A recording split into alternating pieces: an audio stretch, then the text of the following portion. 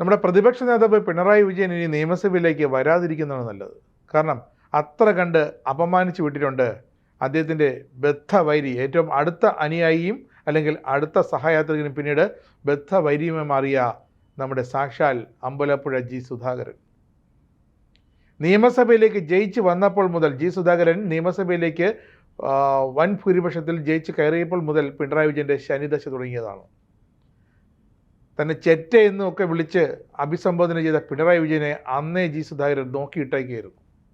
എന്തായാലും നിയമസഭയിലേക്ക് കയറുന്നതിന് മുമ്പ് തന്നെ, അല്ലെങ്കിൽ പ്രതിപക്ഷ നേതാവ് അദ്ദേഹത്തിൻ്റെ വസതിയിലേക്ക് വലതുകാൽ വെച്ച് കയറിയപ്പോൾ തന്നെ ഇതാ ഇ ഡി കയറി.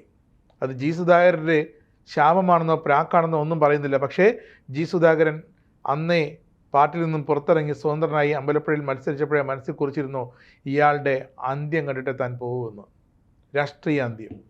അങ്ങനെ പിണറായി വിജയനെ പലതരത്തിലും പൊളിച്ചടുക്കിക്കൊണ്ടിരിക്കുകയാണ് ഇപ്പോൾ ജി സുധാകരൻ എന്ന അതികായനായ പഴയ കമ്മ്യൂണിസ്റ്റ് നേതാവ്.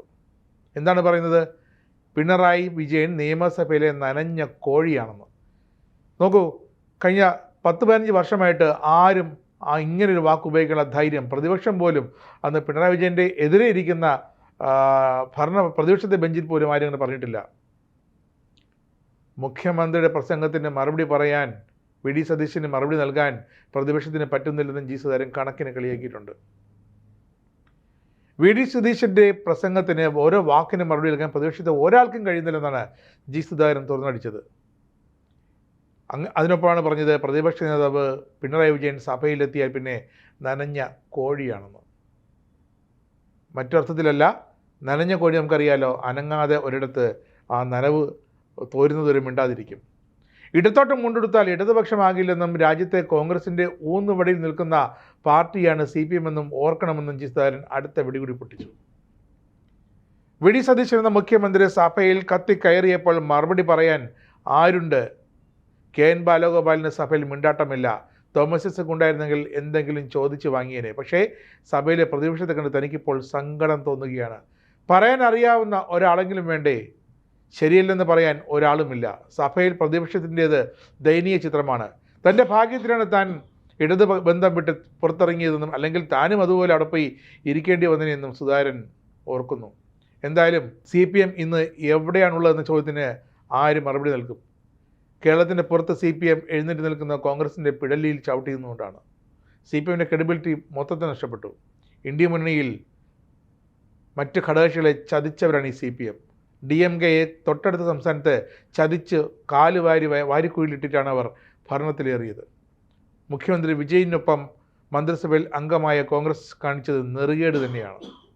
എന്തായാലും ഇത്തരം നെറുകേടുകളെ ഒരു തരത്തിലും അംഗീകരിക്കാനാകില്ല. പക്ഷേ കഴിഞ്ഞ ദിവസം ഗവർണറുടെ നയപ്രഖ്യാപന പ്രസംഗത്തിൽ ഓരോ കാര്യങ്ങളും, അതായത് ട്രഷറിയിൽ 6000 കോടി രൂപ മിച്ചമിട്ടിട്ടാണ് താൻ പോകുന്നതെന്ന് KN ബാലഗോപാൽ ഇറങ്ങിപ്പോകുന്നതിന് മുമ്പ് ഒരു പ്രസ്താവന നടത്തിയിരുന്നു ധനമന്ത്രി കസേരയിൽ ഇരുന്നുകൊണ്ട്.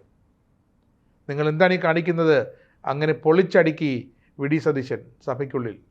അതായത് മൊത്തം ശമ്പളം വാങ്ങുന്ന ഒരു സർക്കാർ ജീവനക്കാരൻ ആ ശമ്പളം മുഴുവൻ പോക്കറ്റിലിട്ടിട്ട് തൻ്റെ വീട്ടിൽ പോയി ഭാര്യയോട് പറയുകയാണ്, ഇത് കണ്ടോ, എൻ്റെ പോക്കറ്റിൽ കിട്ടിയ ശമ്പളം 50,000 രൂപ മുഴുവനുണ്ട്.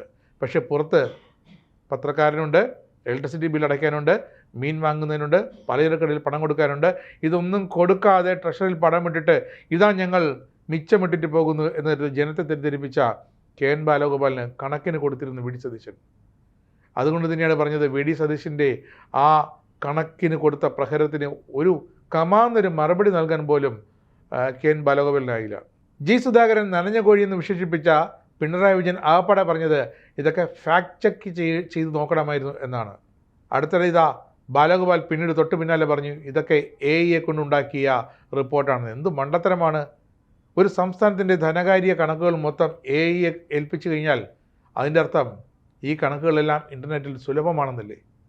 അപ്പോൾ കഴിഞ്ഞ സർക്കാരിൻ്റെ സാമ്പത്തിക സ്ഥിതി മൊത്തം ഇൻ്റർനെറ്റിൽ സുലഭമാക്കിയിട്ട് അതിൻ്റെ AI കോപ്പി ഇതാ ഭരണപക്ഷം എടുത്ത് ധവളപത്രമാക്കിയെന്ന് ആരോപിക്കുമ്പോൾ കുഞ്ഞുങ്ങൾ പോലും ചിരിക്കും.